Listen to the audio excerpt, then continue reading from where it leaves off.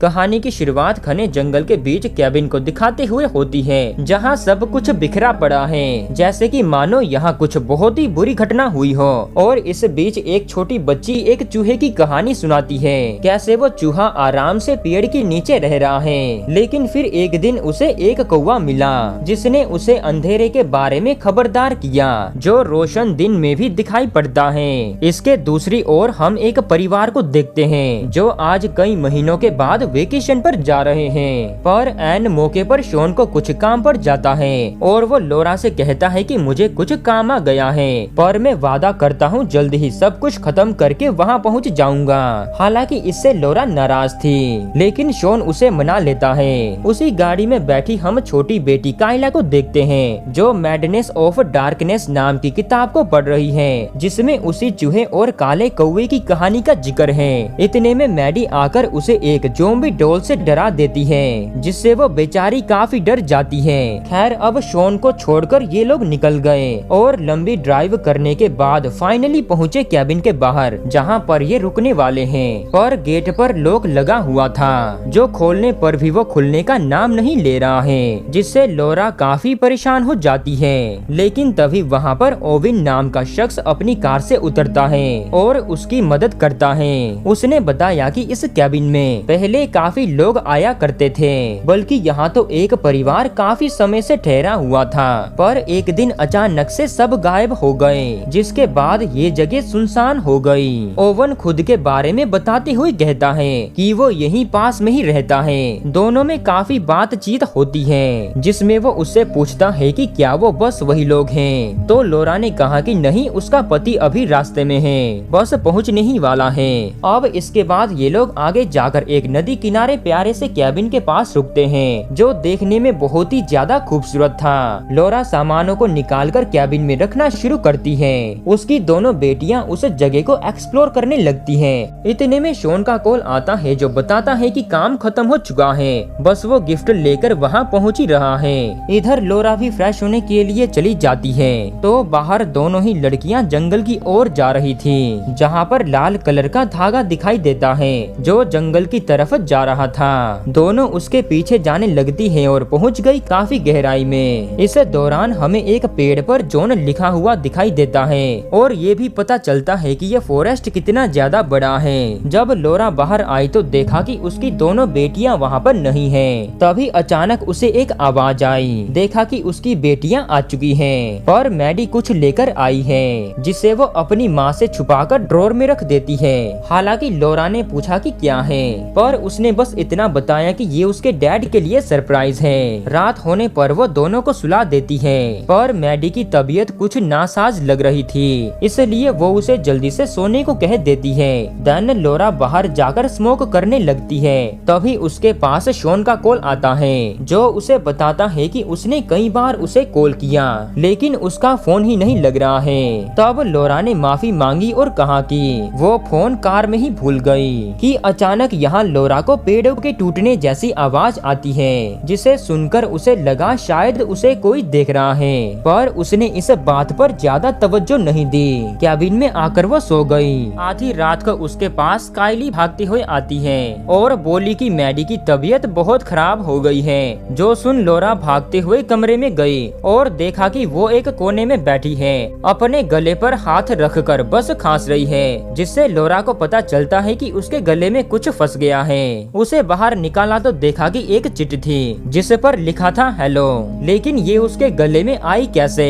इस चीज को जानने के लिए हम चलते हैं पीछे, यानी कि आज सुबह, जब ये दोनों ही जंगल में उस लाल धागे का पीछा करते हुए पहुँचे थे, जहाँ उन्हें एक टेबल पर कप केक सजाया हुआ मिलता है, जिन्हें बिना कुछ सोचे समझे इन्होंने खा लिया। लोरा कुछ और पूछने से पहले उस ड्रॉर को चेक करती है कि मैडी ने क्या छुपाया था। तब उसे पता चला कि वो तो एक कपकेक था, पर वो आया कहाँ से, यही उसके दिमाग में चल रहा था। तब काइली ने सब कुछ बताया, जिसे सुनने के बाद उसने पूछा कि क्या उसने उस केक को खाया था, तो उसने हाँ में जवाब दिया। अब लोरा उस दूसरे केक को चेक करने लगी, जिसके अंदर गुड बाय की चिट लिखी थी, जो देख उसकी हालत खराब हो गई। इसलिए उसने फौरन पुलिस को कॉल करने का सोचा, लेकिन लैंडलाइन तो काम ही नहीं कर रहा था।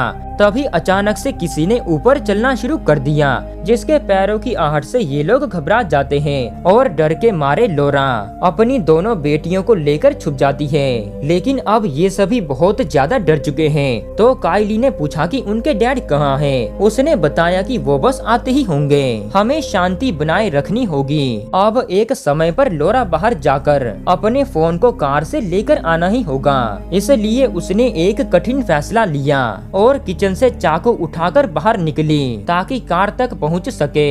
लेकिन तभी उनकी कार पर किसी ने जोर से पत्थर मारा और बड़ी ही बुरी तरह से हंसने लग गया, जो सुनकर दोनों बच्चियों की रूह कांप जाती है। लेकिन लोरा ने हिम्मत नहीं हारी, जल्दी से कार को स्टार्ट किया और भागने लगी। लेकिन किसी ने पहले ही कार के टायर को पंचर कर दिया था, जिससे वो ज्यादा दूर नहीं जा सकती। इसलिए अब इन्हें मजबूरन वापस उसी कैबिन में आना पड़ता है। वेल, अब लोरा ने सभी गेट को लॉक कर दिया, पर मैडी की हालत खराब होने लगी है। उसे लगातार उल्टियाँ होती जा रही हैं। अगर ऐसे ही चलता रहा तो धीमे धीमे चीजें और बिगड़ने लगेंगी।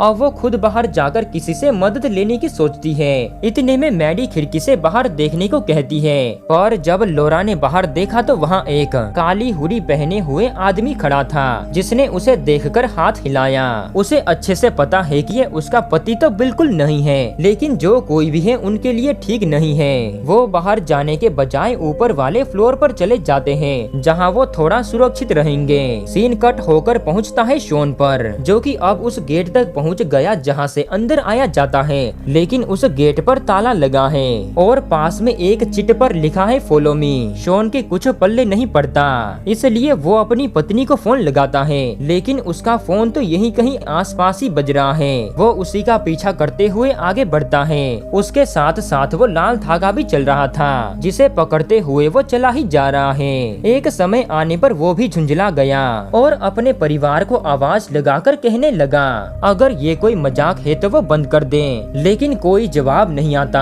तभी उसे अपने सामने एक टेबल दिखा, जिस पर कुछ औरतें टी पार्टी कर रही थी। उन्हें देखकर शॉन का तो खून जम जाता है, लेकिन वो सब नकली थी जिनका पुतला बनाया गया था। इतने में उसके पीछे हम किसी मास्क मैन को देखते हैं, जो कि उसी की ओर कुल्हाड़ी लेकर आगे बढ़ता है। इधर मैडी की हालत में कोई सुधार नहीं आ रहा है। ये देख उसकी माँ उसे हिम्मत रखने को कहती है और दिलासा देती है कि जल्दी ही सब कुछ ठीक हो जाएगा।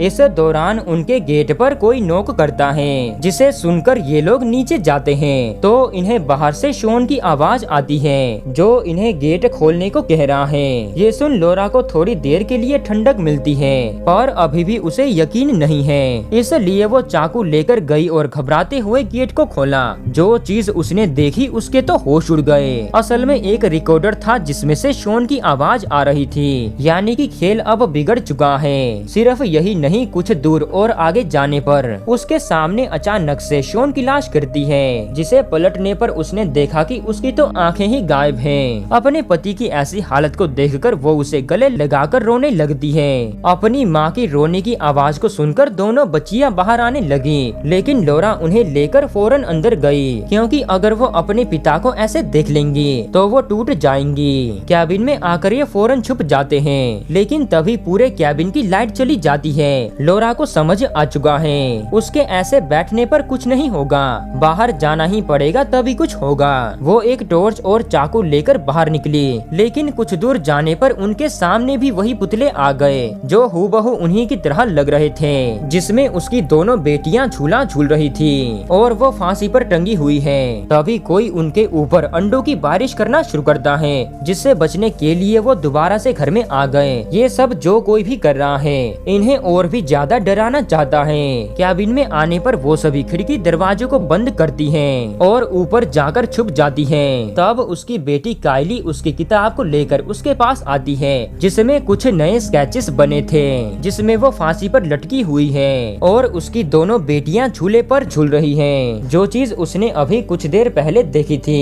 तभी एक बड़ी सी जोम्बी गुड़िया खिड़की से अंदर आती है, जिससे डरकर ये लोग दूसरे कमरे में जाकर खुद को बंद कर लेते हैं और लोरा बेचारी रोते हुए उस दरवाजे की दरार से नीचे देखती रहती है। अपनी माँ की ऐसी हालत को देखकर दोनों ही बच्चियां उससे आकर लिपट गईं। तभी लोरा को याद आया कि उसके हस्बैंड की कार तो यहीं पर है, जिसकी मदद से वो यहाँ से निकल सकते हैं। हैं और इसलिए उसने अब इन दोनों से कहा कि तुम अलमीरा में खुद को बंद कर लो, जब तक मैं चाबियां लेकर नहीं आ जाती बाहर मत आना। उन्होंने भी ऐसा ही किया और इसी भागा दौड़ी में लोरा चाबियां भी लेकर आ जाती है। लेकिन इससे पहले वो बाहर जाए लोरा को एहसास होता है कि शायद उनके घर में कोई आ चुका है। वो चाकू लेकर आगे बढ़ी और चिल्लाती हुई कहने लगी जो कोई भी है वो बाहर आ जाए, क्योंकि उसके पास बंदूक है। और ये लोग धीरे धीरे दूसरे कमरे में आ जाते हैं जहाँ की खिड़की से इन्हें ओवन नजर आता है जो कि बाहर ही खड़ा था।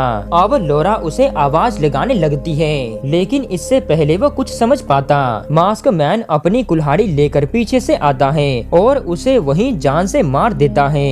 ये देख लोरा बुरी तरह से सहम गई। सिर्फ यही नहीं, जब वो किचन में आए तो देखा कि वहाँ वही डॉल रखी है जिसके पास वो किताब है, जिस पर अब कुछ और पेंटिंग्स ऐड हो गई है जिसे ना जाने किसने ऐड किया है। पर उन सभी पेंटिंग में ये साफ नजर आ रहा है कि अब आगे क्या होने वाला है, जैसे कि वो बताना चाहता है कि धीरे धीरे करके सब के सब मरेंगे।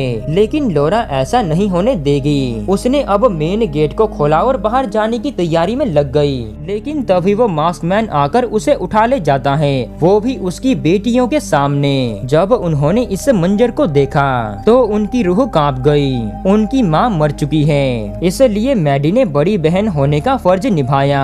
खुद चाकू लेकर खड़ी हो गई। तभी उन्हें बाहर अपने पिता की आवाज आती है। ये फौरन बाहर भागते हुए गए जहाँ शॉन की कार खड़ी थी, लेकिन उसके अंदर कोई नहीं था। लेकिन कार की डिक्की हिल रही थी और उसके अंदर उनकी माँ बंद थी। उस पर वही लाल धागा बंधा हुआ था। इसके आगे वो कुछ और समझ पाते कि तभी वो मास्क मैन कुल्हाड़ी लेकर आया और उसके पीठ पर एक जोरदार हमला करता है। फिर वही कार लेकर उन दोनों लड़कियों के पीछे पड़ गया। फिर से भागकर घर में आ जाती है और बेड के नीचे छुप गई। लेकिन वो ऊपर आकर दोनों को ढूंढने लग गया और वो कहीं भी मिल नहीं रही थी। तब बेड पर बैठकर उसने कहा कि वो जॉन है, वही जॉन जो आज से कई साल पहले यहाँ खो गया था। लेकिन असल में वो खोया नहीं था, बल्कि उसके परिवार ने उसे जानबूझकर यहाँ छोड़ दिया था, क्योंकि उसकी दिमागी हालत ठीक नहीं थी। उस दिन के बाद से जो यहाँ आता है वो सभी के साथ ये खेल खेलता है। अचानक उसने बेड को उठाया और दोनों ही बहनों को पकड़ लिया। अब सुबह हुई तो हमें दिखाया गया कि जॉन ने शॉन की आंख और उसके हाथ को एक आदमी की गुड़िया में फिट कर दिया। 3 सदस्य अभी बाकी हैं, पर पहले वो उनकी साइज की कलाकारी करेगा ताकि उनकी आंख और हाथ आसानी से फिट हो जाएं। इसके बाद वो लोरा के पास जाता है जिसके अंदर अभी भी जान बची थी। वो उसके सामने ऐसा प्रतीत करती है जैसे मानो वो मर चुकी है। जॉन उसके जिस्म से उस कुल्हाड़ी को निकालता है और इन दोनों के पास आता है ताकि इन्हें मारकर आगे की चीजें भी करें। इतने में अचानक से पीछे से उस पर हमला हुआ। अब दोनों में फाइट होती है, परंतु जॉन उस पर भारी पड़ रहा था। लेकिन लोरा के दिमाग में बस यही था कि अगर वो मर गई तो उसके पति के साथ साथ उसकी दोनों बच्चियां भी मारी जाएंगी। इसलिए उसने अपनी पूरी जान लगा दी और उसी कुल्हाड़ी से उसका अंत कर दिया। देन वो भागते हुए अपनी बेटियों के पास गए जो अपनी माँ को जख्मी हालत में देखकर घबरा जाती है। वो खुश थी कि वो बच गई और फौरन वहाँ से कार लेकर निकलने लगती है। कुछ दूर जाने पर काइली पीछे मुड़कर देखती है तो जॉन वहाँ से गायब हो चुका था। यानी कि ये कहानी अभी खत्म नहीं हुई, सिलसिला यूं ही चलता रहेगा। तो आपको कहानी कैसी लगी कमेंट करके जरूर बताइएगा। मिलते हैं अगली वीडियो में।